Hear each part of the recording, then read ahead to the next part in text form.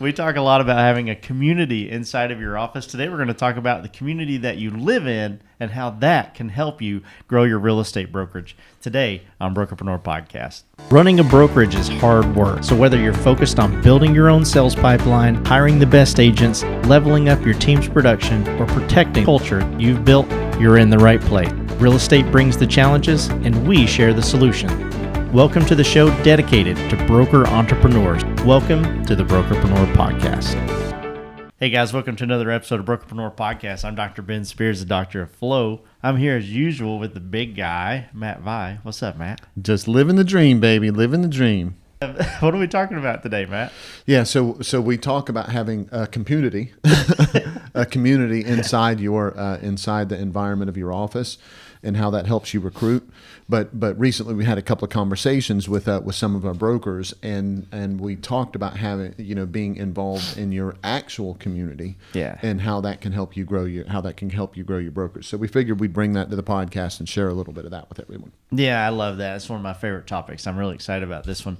Guys, we have a community that you can be a part of. Every single Friday, Brokerpreneur Not So Secret Society. We meet. It's absolutely free, 12 to 1. And come and talk to us about growing brokerages. Matt and I are there live. We'd love to see you. We love meeting podcast listeners and just kind of networking together. It's really cool. So, Matt. Yep. When you say, okay, we're gonna start. I don't want to use the word use, right? The word use and community they don't go very well together. Right. Leverage. Right. It's probably a good way. When we talk about leveraging our community, are you talking about going out every day and shaking the mailman's hand? Maybe. Or are you talking about hey, I want to get involved with local charity? Maybe. Are you talking about going to 7 different churches every Sunday? Maybe not. Let's talk about just that a little bit. Yeah, so we talk a lot about having a community and a good culture and a great environment for your office, right? We discuss that a lot. Okay. But we don't discuss as much the importance of being connected with your community, the actual community that you serve in your real estate business, right? And so that's what we wanted to make. We wanted to draw that distinction a little bit today, so that we can talk about the latter.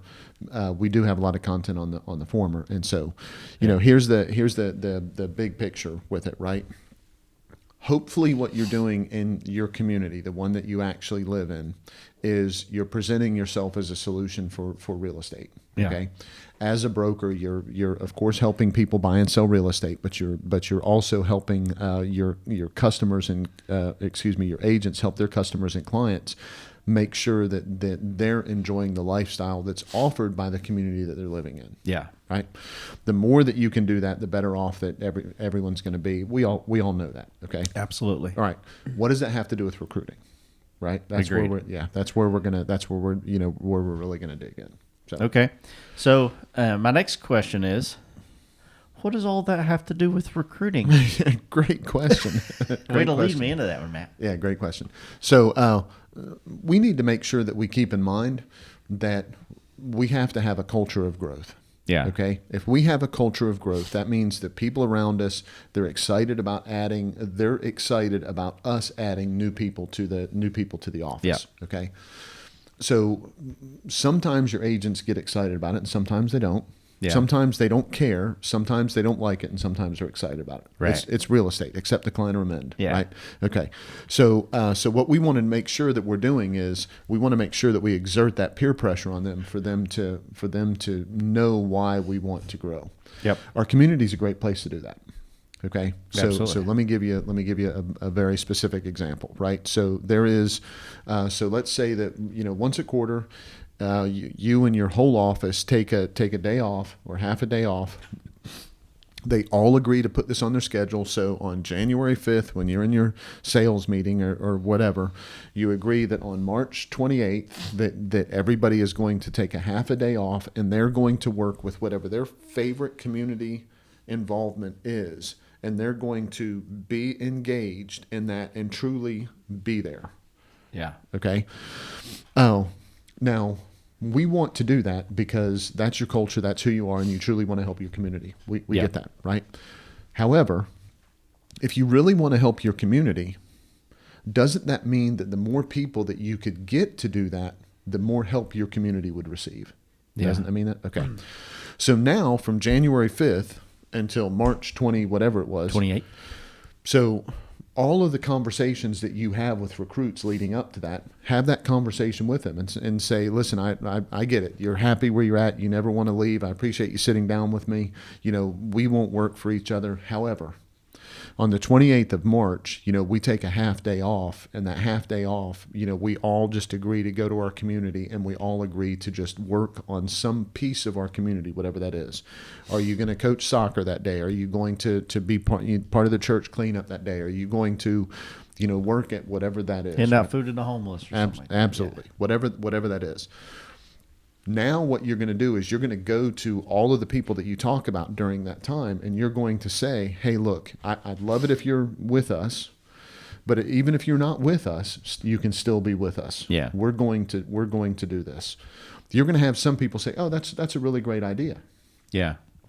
I don't know. Let me see. Right. Because you talked to them on February 4th. Right. And they're like, yeah, I'd like to do that. Maybe we can do that.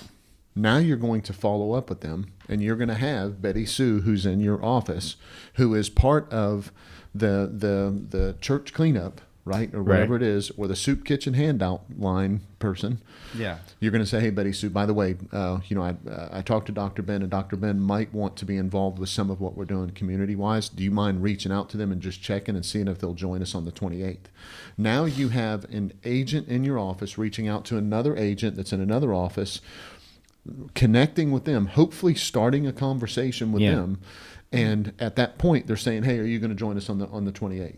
All being part of this. So now the person that you met on the 4th, it's going to take a couple of days to get in touch with them. There's going to, Betty Sue's going to call you back or whatever the deal is. Next thing you know, you've agreed to show up. Now I get to call you back and say, hey, I talked to Betty Sue. I heard that, you're going to join us on the 28th. I really love that. Is there anybody else that that might be interested in doing that I could reach out to? So now all of a sudden, without it being about recruiting, I have a person that I'm talking to that, I'm just going to act like it's this way. This isn't exactly what it is, but this is for comedic effect. Okay. Right. You're forcing them to be part of the community. You're forcing them to be more charitable. Right.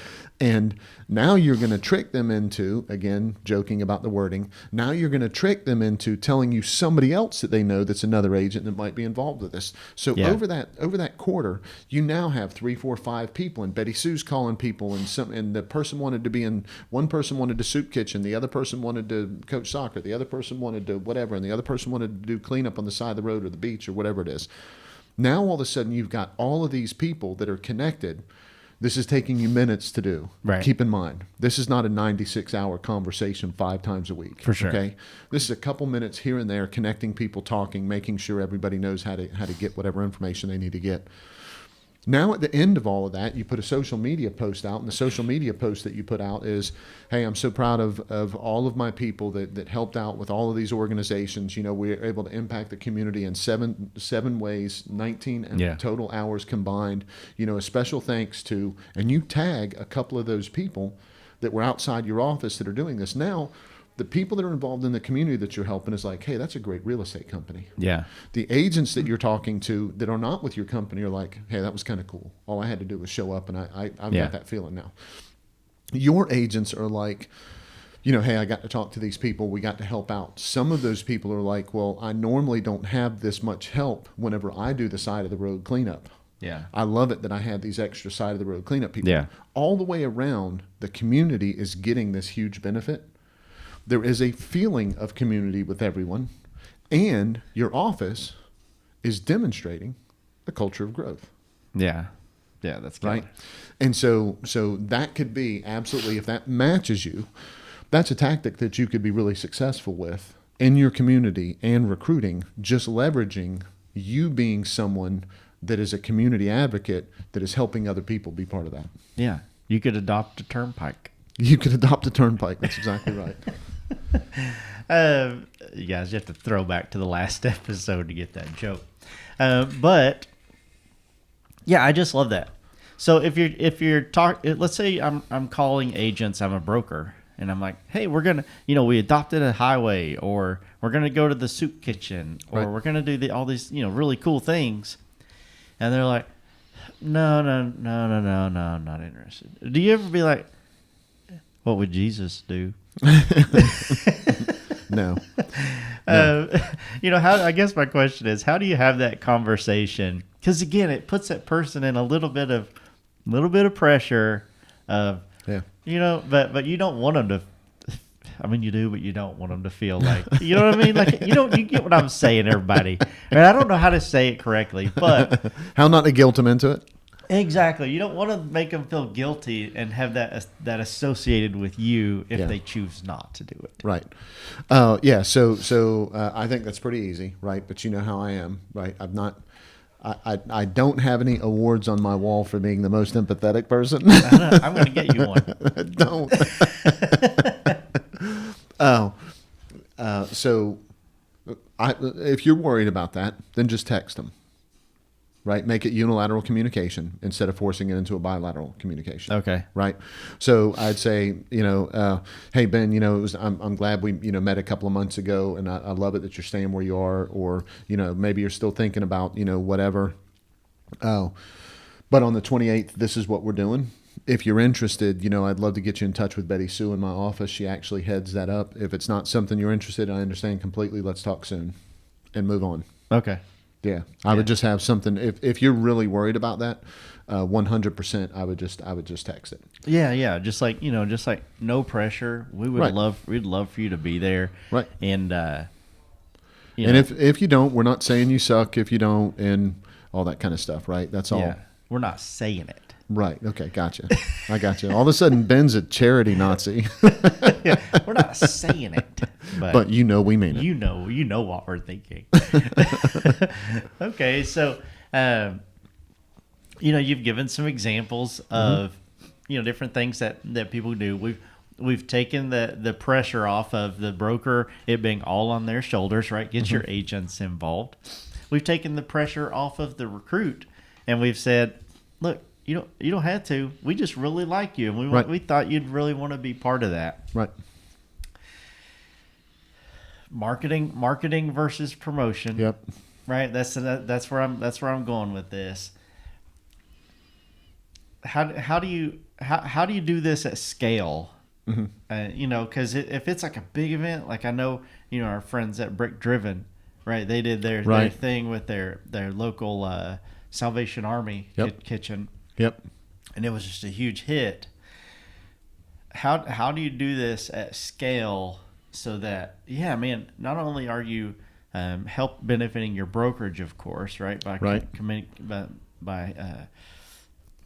getting a lot of agents involved. Right. But, man, you're crushing it for that organization, or that you're, because that's the main goal. You're crushing it for that organization. That makes them want to say, number one, man, we want you to do this again next year. Number two, any agent that comes across them, they're going to say, you need to talk to this broker. Yep, 100%. Yep. So how do you get the word out about that? So it cannot be one way. You can't market it. You can't just put the flyer up and say, okay, everybody, I'd love for you to participate in this on this date at this time. In a sales meeting. Right. And that's what happens a lot. Yes. Okay. And the reason why is because brokers get busy. Yeah. Okay. And so I completely get that. But don't agree to help if you can't help. Number one. Okay. All right. Number two, an important part of this is make sure that whatever that community organization is, that you ask them what type of help they really need. Yeah, that's a good point. Because you don't want to say, yes, I can bring 30 people. And they're like, no, we really need money. And you're like, that's okay. I'll see you with 30 people on the 15th, right? And everybody's standing around going, what are we all doing here? And then it looks like, right? Okay. They're like, get your wallets out. That's right. And they're like, whoa. So you have to make sure that matches. Yeah. Right. You have to make sure that is, that you have everything set up the way that is going to benefit who you're actually trying to benefit. Yeah. You don't want to look like an idiot. Right. Absolutely. Right. And you don't want to be ineffective with your support. Yeah, exactly. Yeah. And so absolutely you ask them. And then the other thing is it's best if you have somebody that helps you out with this especially if it's not going to be the same exact, right? So some people, let's go back to the soup kitchen thing, right? Maybe soup kitchen is 100% what your whole office wants to do. Okay. I love that. That's typically not the case. Right. As soon as you have an office and you start to grow and you've got different people, some people are like, I don't give a damn about a soup kitchen, but I'll help out with this. Yeah. And so you've got to find somebody that kind of helps head that up. And the best way of finding somebody that helps head that up, in my opinion, is to look to your office first and then look outside your office. Right. Yeah. So one of the things that you could do, this would take a little bit of time, but let's say you go back to all of the people that you've ever met with, recruits that did not join your company. Let's say you go back to all of them, and you say, hey, look, this year a big part of our focus is we want to be very involved with the charities that are positively impacting our community. Yeah. Do you mind if I ask what charities you're involved with? Okay. Oh, you're going to get ghosted on it, right? We know what happens, right? Some people are going to reply stop, right? Some people are going to reply back with an answer. Those should be the small groups. The big group is Casper. The big group is the people that are just going to ignore you, right? Yep. They're going to ghost you. So what you're going to do is you're going to reach out to all of them and you're going to try to instigate that conversation, because some of those people are going to say, it's funny that you ask. I'm the chairman of this year, or I'm the whoever of this year. At that point, you're going to be able to help and lean into that if you want. But I'm gonna urge you, go back to what I said just a second ago. Start with your own office first. Yeah. Have that conversation with your own office. Who's involved in this? And here's what will happen, because this happened to me. Okay. Mm-hmm. So I reached out to my own office and said, who's involved in what charity, and what is it that you're trying to do, because we're trying to plan out where we can make the most impact, all that kind of stuff. And got a couple responses back, not a whole lot of responses. 4 months later, 5 months later, we're in a sales meeting talking about whatever's going on and everything, and somebody brings up and says, well, hey, we're helping out with this, but this is really what I care about. And I was basically like, what the hell? Where were you 4 or 5 months ago? Right. You had your head in the sand. You weren't paying attention, which is what I wanted to say. Right. Oh, but I didn't. Of course, I said, you know what? That's great. How about if you and I spend a few minutes afterwards and we'll figure out how we can still impact that? Okay. My guess what happened in that situation is they were not involved before. They became involved. They weren't putting a lot of effort into it. But because we were fundraising and giving money to several different things, they raised their hand and were like, well, I'm with your office. How come I can't get some of this money for the charity that now I'm obligated to help out with, right? So that kind of stuff happens, okay? Yeah. And so you don't want to lose agents over this. You don't want to create issues over this. You want to create bridges with this. Yeah, an opportunity. Absolutely. So start with your office first. Then reach out to all the people that you've met with. And then start making sure it's part of the other people that you're connected with, like new agents going forward, all that kind of stuff. Yeah. And it's just going to be, if you did nothing else, right? If you're not trying to hire 500 people a year, if you did nothing else, you're going to hire 5 to 10 people with this during the course of the year. If you're truly engaged and if you're truly leveraging this to help the community, there's going to be people you come across that are like, I want to be part of that. Because real estate to me isn't just about a commission split. It's also about being part of the community and truly helping people. Because think about it, a lot of the people that are in real estate have that nurture personality. Yeah. This is gonna speak to them, and it's gonna allow you the opportunity to really lean in and help.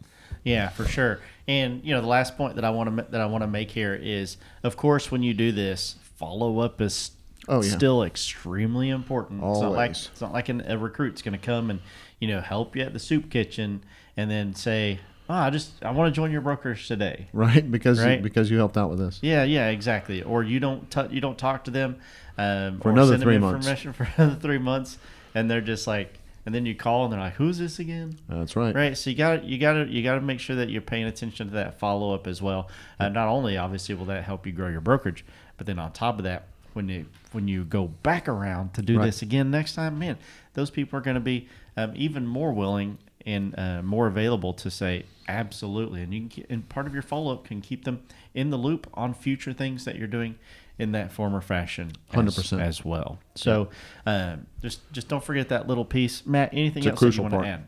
No, that's a great point. It's absolutely something that has to be taken into account. Yeah, absolutely. This could be an entire recruiting strategy. Absolutely. Just helping your community all year long and putting the agents that help in some sort of follow-up system. Absolutely. And you're crushing it. So, Matt, why don't you tell everybody what they should do in the links in the description below? I'll do it. So what you should do is you should go down there, click on the link, put your information in so that you get reminders, which will help you join us every Friday at 12 o'clock Eastern time for Brokerpreneur Not So Secret Society. We call it open. We affectionately call it Open Mic Friday. And so what it gives you the chance to do is it gives you the chance to come in, collaborate with other brokers, hear what other people are doing, be able to be connected with other brokers in markets across the country, and get a feel for what other people are doing in order to grow their business. Yeah, I love that. Well, Matt, we do that and everything else for one reason and one reason alone. Tell them what that is. You tell them, Ben. Because we just want to be part of your win. I love it. It's Bizarro world today. That's right.